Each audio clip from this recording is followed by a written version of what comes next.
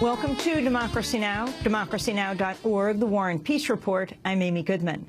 President Obama's authorized the deployment of an additional 1,500 troops to Iraq, more than doubling the current U.S. force. Pentagon press spokesperson John Kirby unveiled the plan on Friday. The Commander-in-Chief has authorized Secretary of Defense Chuck Hagel to deploy to Iraq up to 1,500 additional U.S. personnel over the coming months in a non-combat role to expand our advise and assist mission and initiate a comprehensive training effort for Iraqi forces. Secretary Hagel made this recommendation to the President based on the request of the government of Iraq, U.S. Central Command's assessment of Iraqi units, the progress Iraqi security forces have made in the field, and in concert with the development of a coalition campaign plan to defend key areas and go on the offensive against ISIL. In a significant expansion of the American military campaign against ISIS, military advisors will reportedly establish training sites across Iraq. The $5.6 billion plan is expected to go before Congress during the lame duck session beginning this week. The U.S. military expansion in Iraq comes amidst conflicting reports over the fate of ISIS leader Abu Bakr al-Baghdadi. Iraqi officials claim he was wounded in an airstrike on ISIS leaders in Iraq's Anbar province. We'll have more on Iraq later in the broadcast. We'll be speaking with former Marine Matthew Ho. The U.S. and Iran have opened a new round of talks ahead of the deadline for reaching a nuclear agreement 2 weeks from today. A long-term deal would allow Iranian uranium enrichment and relief from U.S.-led sanctions in return for extensive international inspections. On Sunday, Secretary of State John Kerry met with Iranian counterpart Mohammad Javad Zarif in Oman. Zarif said easing the sanctions remains a critical issue. But I think the most important issues that need to be addressed are enrichment and sanctions. It is important for the West to understand that sanctions have never contributed to the resolution of this issue. Sanctions are not a part of the solution. Sanctions are the most important part of the problem. They're illegal in nature. They must be removed. They have not produced any positive result. The only thing that sanctions have produced for the West are about 19,000 centrifuges. Speaking to CBS News on Sunday, President Obama said there's still a big gap between the two sides and that a deal may not be within reach. It emerged last week Obama wrote a letter to Iran's supreme leader, Ayatollah Ali Khamenei, outlining a mutual interest in opposing the Islamic State and coming to terms on a nuclear deal. President Obama has tapped Brooklyn federal prosecutor Loretta Lynch to replace Eric Holder as Attorney General. Obama formally unveiled Lynch's nomination at the White House Saturday. It's pretty hard to be more qualified for this job than Loretta. Throughout her 30-year career, she has distinguished herself as tough, as fair, an independent lawyer who has twice headed one of the most prominent U.S. attorney's offices in the country. She has spent years in the trenches as a prosecutor, aggressively fighting terrorism, financial fraud, cybercrime, all while vigorously defending civil rights. If confirmed as Attorney General, Loretta Lynch would be the first African-American woman to hold the position. In brief remarks, she thanked President Obama and pledged to defend the rights of all citizens. Mr. President, thank you again for the faith that you've placed in me. I pledge today to you and to the American people that if I have the honor of being confirmed by the Senate, I will wake up every morning with the protection of the American people my first thought. And I will work every day to safeguard our citizens, our liberties, our rights, and this great nation, which has given so much to me and my family. 2 Americans have returned to the U.S. after being freed from imprisonment in North Korea. Kenneth Bay and Matthew Todd Miller were released in a deal reportedly brokered by the Director of National Intelligence, James Clapper. Bay made a brief statement upon their return. It's been amazing 2 years. I learned a lot. I grew a lot. Lost a lot of weight in a good way. But I'm standing strong because of you. And thank you for being there at such a time as this. So I just want to say tonight that thank you for all your support and prayer and your love. That has really been encouraging for me and for others that who are in the same shoes in DPRK and elsewhere. Thank you. They and Miller had been sentenced to years of hard labor. North Korean state media claims the two were released after President Obama conveyed a, quote, earnest apology for their actions.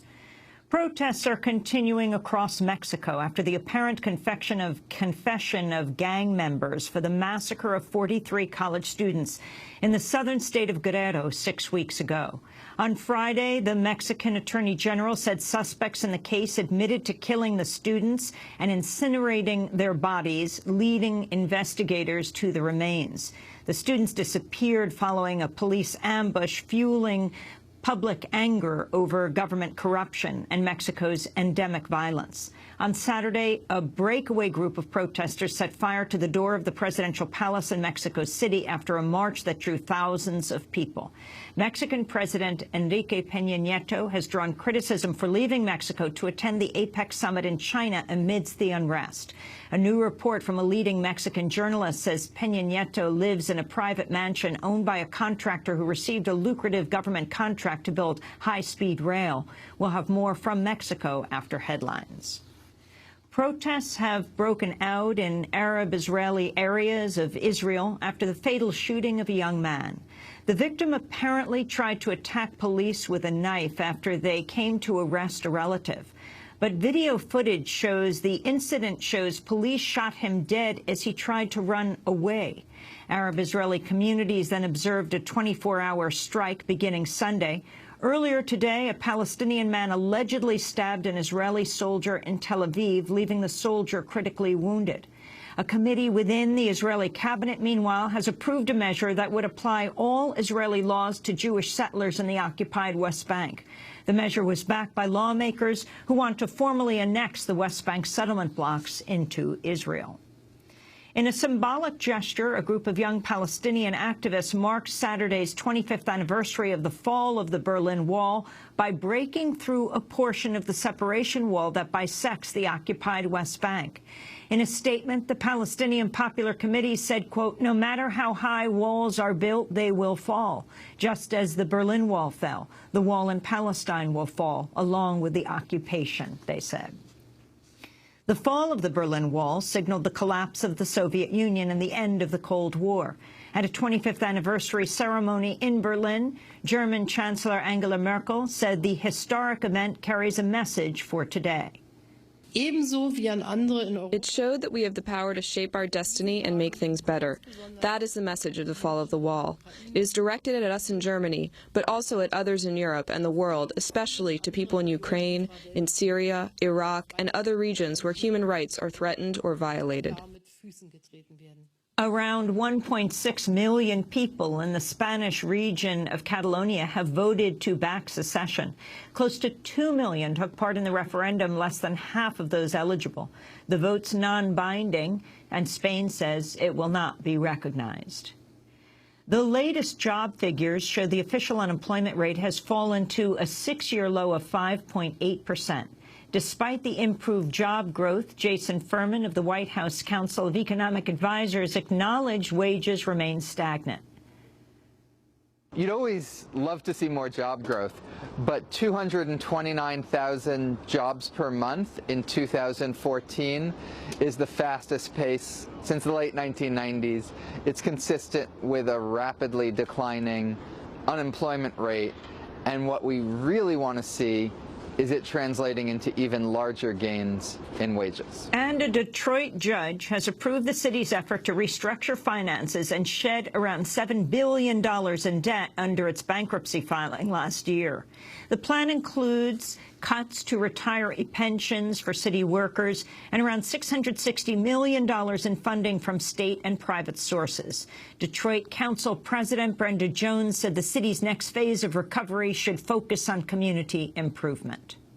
We must empower and employ the long-suffering people of Detroit. Just as we will work through a plan of adjustment after bankruptcy, a plan for our people is critical. So while we celebrate our city's exit from bankruptcy, let's refocus our efforts on getting citizens back to work, making our streets and neighborhoods safer, and rebuilding our population by creating a thriving and growing city. The deal ends 16 months of bankruptcy proceedings. It'll let Detroit spend nearly $2 billion to restore some of the basic public services that have all but disappeared in recent years. And those are some of the headlines. This is Democracy Now!, democracynow.org, The War and Peace Report. I'm Amy